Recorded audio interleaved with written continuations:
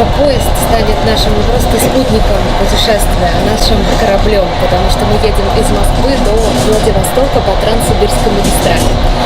Первая остановка Екатеринбург, туда мы едем 30 часов. Из Екатеринбурга до Иркутска больше 2 дней. И потом из Иркутска на Байкал, остров Ольхон, увидим Славное море. Ну а затем из Иркутска до Владивостока 3 с чем-то дня. Боже! Как ни странно, на это путешествие нас вдохновили иностранцы, которые с легкостью ездят по Транссибу, а это, между прочим, 9288 километров. Хотя до Владивостока они не доезжают, но об этом позже. Решиться на такое приключение было совсем несложно. Главное — распланировать время, так как на поезде от Москвы до Владивостока ехать ровно 7 дней.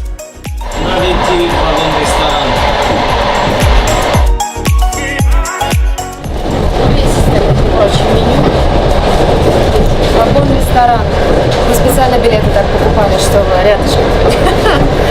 Холодные закуски, семга, селедочка по-русски, пожалуйста, жульены, бутерброд, салат, уха царская, солянка, борщ, суп овощной.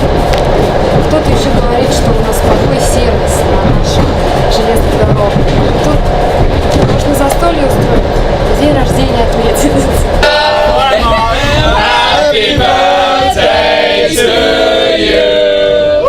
Но об этом тоже позже. Мы пока в самом начале.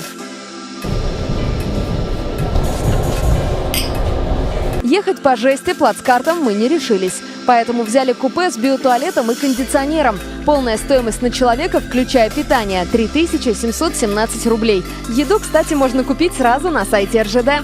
Когда мы впервые увидели наш поезд, то немного расстроились, потому что выглядел он потрепанным и староватым. Как мы поняли уже потом, поезд на самом деле был первоклассным, хотя и с 3 розетками на весь вагон. Уважаемые пассажиры, приглашаем воспользоваться услугами стационарной камеры хранения, которая расположена на 1-м этаже вокзала. Камеры хранения работают круглосуточно. Вашим услугам... Наша соседка по купе оказалась соседкой по району Кунцево. Мы долго с ней общались про путешествия и даже ситуацию на районе. Время в пути пролетает незаметно, особенно если общаться с людьми. Что касается видов из окна, сильного отличия от равнинной европейской части России мы не увидели. Сплошные леса, поля и реки. От чего я не могла оторвать глаз, так это от водяных башен. На каждом участке железной дороги они совершенно разные. Поймать их отдельно на камеру было сложновато, но нам удалось по дороге до Иркутска. Так что расскажу про них подробнее в следующем видео.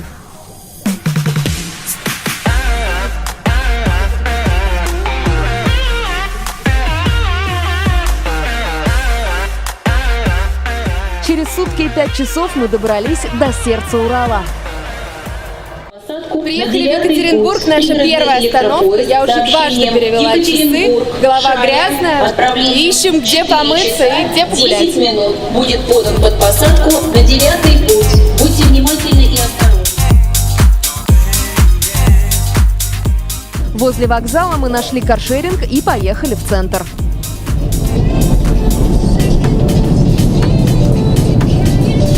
Екатеринбургский телемобиль. Тяжелые рюкзаки мы скинули в багажник машины и отправились на знакомство с городом. Чтобы быстрее узнать все основные достопримечательности, советую использовать местный крутой проект, который называется «Красная линия». Его смысл в том, что по всему Екатеринбургу проходит линия с номерами. Заходишь на сайт проекта и по номерам слушаешь аудиоэкскурсию. Очень удобно и интересно. Просто я живу на улице Ленина,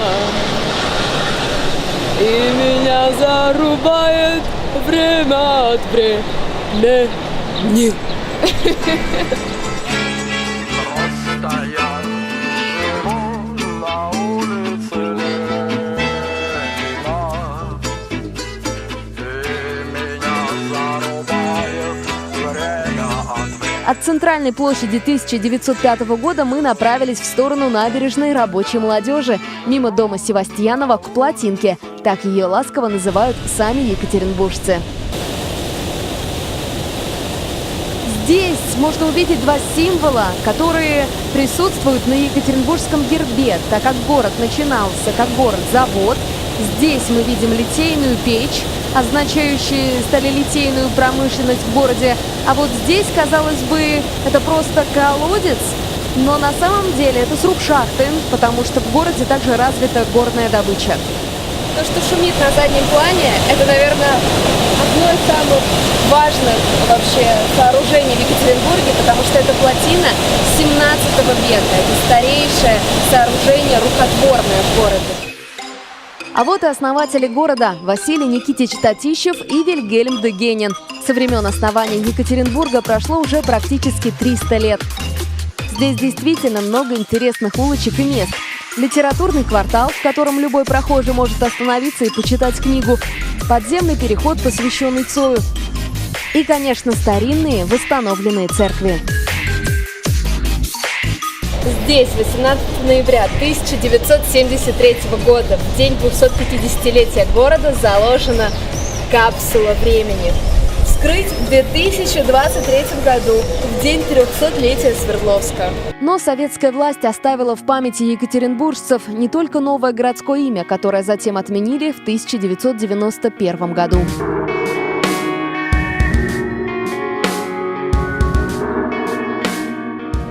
А это одно из самых трагических мест в России.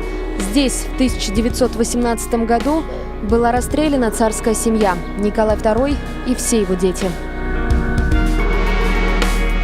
Семьей Романовых погибли также их приближенные – врач-повар, комнатная девушка. На месте Ипатьевского дома теперь величественно возвышается последний из 3 в России соборов, построенных на крови царской семьи. Храм производит сильное впечатление, особенно подвальное помещение, в котором и случилась трагедия. На 2-м этаже храма в противовес все светлое, доброе и полно жизни.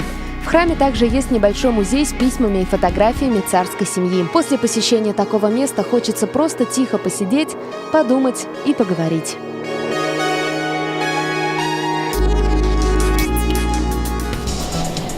После долгой прогулки, конечно, заголодали, поэтому выбрали место на TripAdvisor, если честно, называется «Пельмени Клаб». Ну, в общем, грех не попробовать уральскую кухню. У меня здесь салат с сулугуни домашним, который делают где-то под Челябинском вроде как. А вот здесь вот прекрасный сет из пельменей уральских и сибирских. Но могу сказать точно, в Башкирии сибирские пельмени намного больше. Ну как? Нажористо. Кафешка была неплохая, но не пальчики оближешь. Сидя в кафе, мы забронировали себе бани, так как нам нужно было помыться. Ведь мы ехали в поезде больше суток, и еще 2 дня предстояло до Иркутска без душа. Что за бани мы выбрали и где они находятся, мы поняли только тогда, когда туда отправились. Вот то место, где мы вдвоем с Сашей. Всем привет. Рюкзаки наши вернулись, и они тяжелые.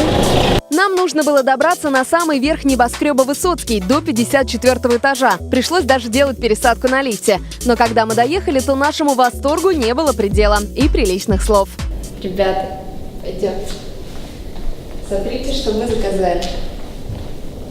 Мне кажется, мы еще сами в шоке. Чтоб ты понимал, тут вообще-то кровать и душ. Мне кажется, не стоит вот это снимать, потому что это говорит о характере места. Та-та-ра, охренеть.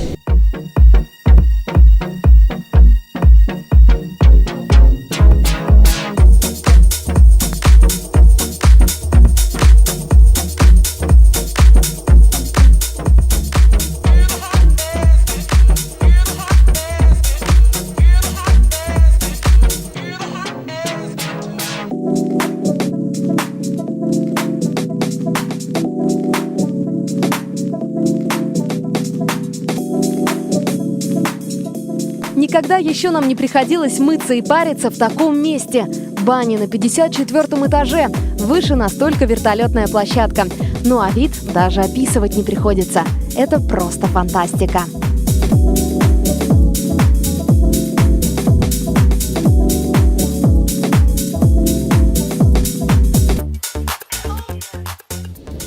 Все это пространство только было для нас. Как вы видите, здесь можно было попить чай, здесь в горячем джакузи посидеть. Помаши, Саш. Ну и, соответственно, душ, шикарное ведро, которое опрокидывается с ледяной водой. Ну а в самом уголке сауна, где можно также подлить на раскаленные камни ковшик с пихтой. Мы не могли вылезти из этой сумасшедшей бани 3 часа. Намылись, конечно, от души, рассмотрели Екатеринбург с высоты 54-го этажа в панорамные окна. И теперь я подумываю, как бы отметить здесь свой день рождения, потому что по московским меркам совсем недорого. Кстати, сумма, которая сейчас написана на экране, рассчитана до 6 человек в помещении. А теперь представьте, сколько бы такое могло стоить в Москва-Сити. Чистые и свежие мы пешком отправились в необычное кафе. Кафе «Музей Демидов». Говорят, очень классное место, потому что здесь, внутри точнее, очень много всяких литейных штук. Вот вы видите, перед входом раскинулись карты стальные, очень какие-то такие интересные. Много всего можно рассмотреть. Вот здесь, например, карты застройки Екатеринбурга. TripAdvisor советовал, сейчас посмотрим. Внутри и правда музей. Чугунные неподъемные стулья, стальные всевозможные фигуры и бюсты, утюги, старинные декоративные фрагменты от домов и ворот, подносы и орудия труда, и даже подушки из Икеи. Но главное, что вкусный домашний квас, а еще окрошка – то, что надо.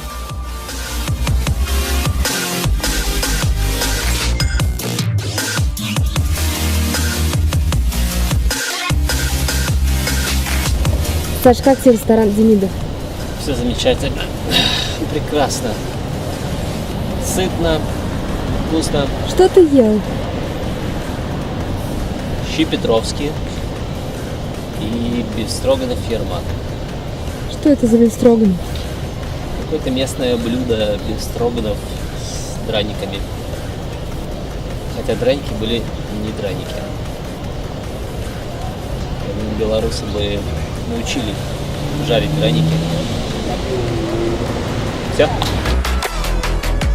Спустя 2 дня в поезде мы поняли, что сначала в Екатеринбурге мы должны купить сухой шампунь для волос. Это вам на заметочку, лайфхак.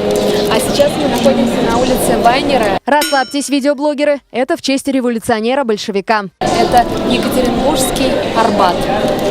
Можно встретить художников, музыкантов, ну и, в общем, погулять.